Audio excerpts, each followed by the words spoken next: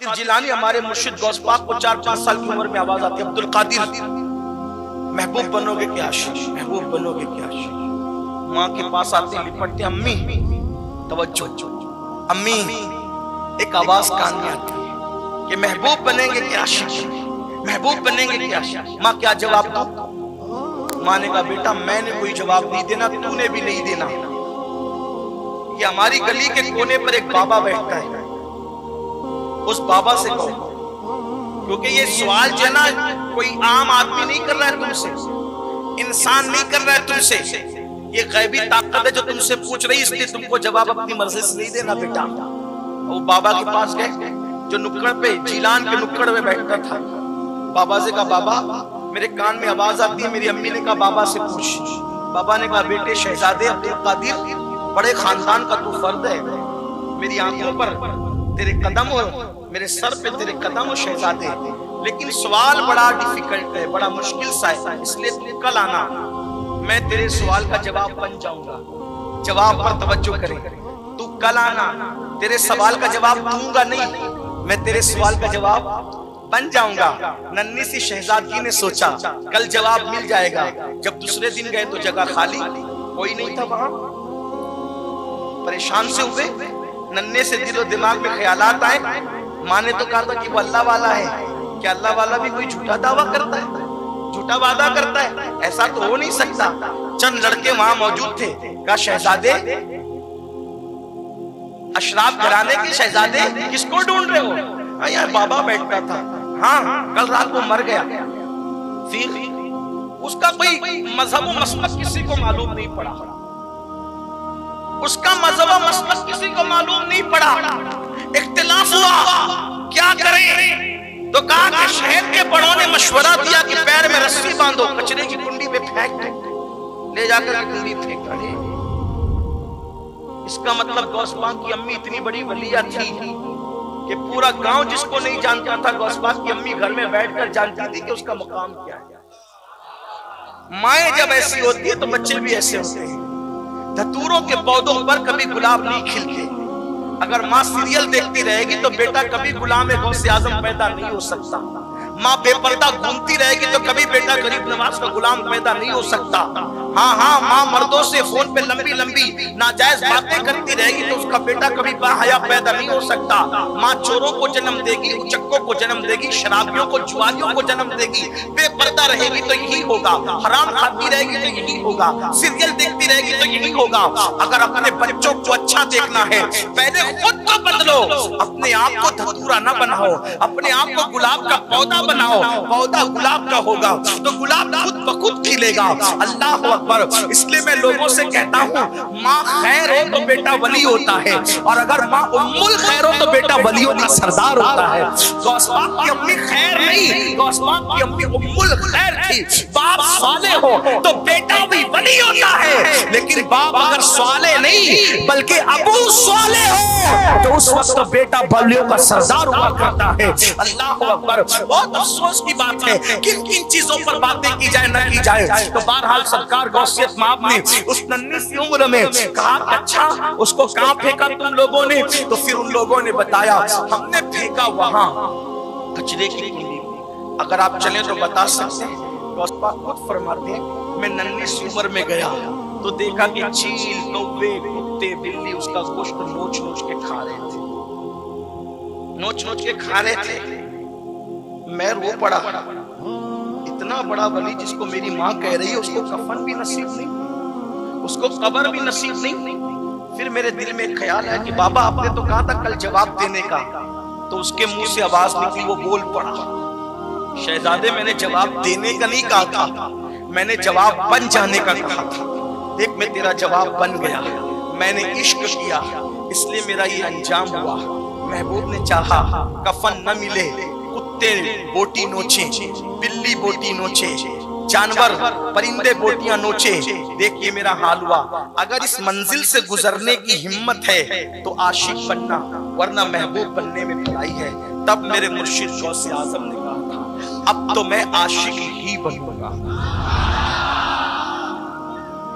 अब तो मैं आशिक ही बनूंगा और हर उस इम्तिहान से गुजरूंगा जिससे यार चाहेगा। फिर दुनिया ने देखा 35 साल गौसे आजम पर ऐसे गुजरे कि दरख्त की पत्तियां खाई, ऊपर का कुर्ता भी नसीब नहीं हुआ। हमें मुर्दा जिंदा करना याद है, इश्क की ये कुर्बानियां। गौस पाक कहते हैं ऊपर का कुर्ता भी नहीं होता था, मैं एक लुंगी पहनता था, बगैर चप्पल के बगदाद के जंगलों में अल्लाह की मोहब्बत में फिरता रहता था। ना मुझे कोई जानता था, ना मैं किसी को जानता था। कई कई बरस तक के अनाज देखना नसीब नहीं होता था, मैं गश खा के जमीन पे गिर जाता था। हत्ता के चरवाहे लकड़हारे शिकारी मुझे मुर्दा समझ के उठा के ले जाते थे और मुझे मुर्दा समझ के उठा के लावारिस लाश की जगह रख देते थे। फिर लोग मुझ पे नहलाने के लिए गर्म पानी डालते थे, तो मैं आंख खोल के कहने लगा क्या हुआ? तो लोग कहते थे कि तू तो मर गया था। फिर मैं नारे हक लगा करके जंगलों में भागता फिरता। फरमाया जो इम्तिहान मैंने दिए हैं, अगर वो इम्तिहान पहाड़ों पे डाल दिए जाते तो पहाड़ रेजा रेजा होता। जब इश्क की मंजिल में ये इम्तिहान से आदमी गुजरता है और फिर कामयाब होता है, तो तब महबूब कहता है अब बता तेरी रजा क्या है। जब गौस पाक ने इम्तिहान दिए कमोबेश 35 साल तक बगदाद में कोई नहीं जानता था, न वो किसी को जानता था। फिर एक दिन कहा अब्दुल कादिर तू कामयाब हो गया इश्क की वादी में, अब बोल चाचा क्या है? तो कहा कि तू ही दे, तुझे जो देना है, मैं नहीं मांगता, तू दे। ये मंजिल आती इश्क, बता तेरी रजा क्या है। खुदा बंदे से खुद पूछे बता तेरी रजा। ये मुर्दे जो जिंदा हुए तकदीरें बदलने का जो मकाम और मर्तबा मिला, यूं ही नहीं मिला। पूछा बताओ क्या चाहते हो अब्दुल कादिर? आप ही दे जो देना है। फरमाया ठीक, जिसको तवज्जो से देखोगे वो वली बन जाएगा। फरमाया इसमें मेरा क्या फायदा है? इसमें मेरा क्या फायदा है? कहा जिस जमीन के हिस्से को तवज्जो से देखोगे वो सोने की हो जाएगी। कहा इसमें मेरा क्या फायदा है? कहा फिर तू ही बोल अब चाहता क्या है? तो कहा कि मैंने इश्क तो किया और तू कहता है कि कामयाब हो गया, तो अब अपना महबूब बना। अब तक आशिक बना था मैं, अब अपना महबूब तू बना मुझे। इसीलिए मेरे मुर्शिद को महबूबे सुभानी कहते हैं।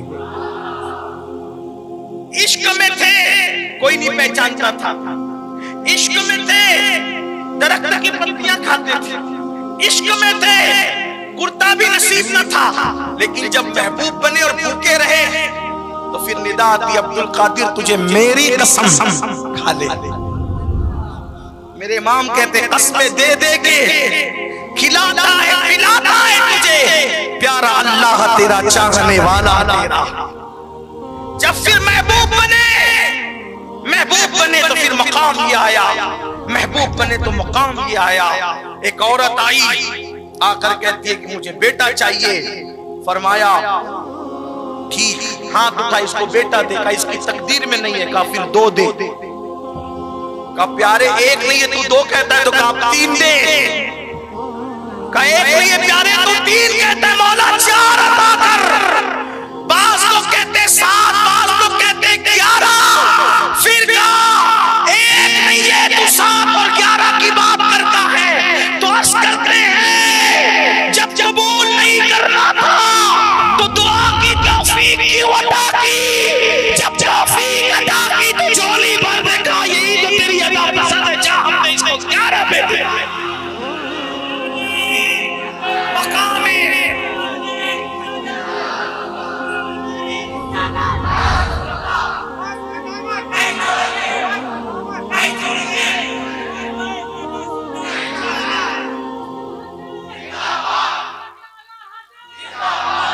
मकाम मिलता है। फिर ऐसे तो सब यूं ही महबूब हैं, ये आम महबूबियत है।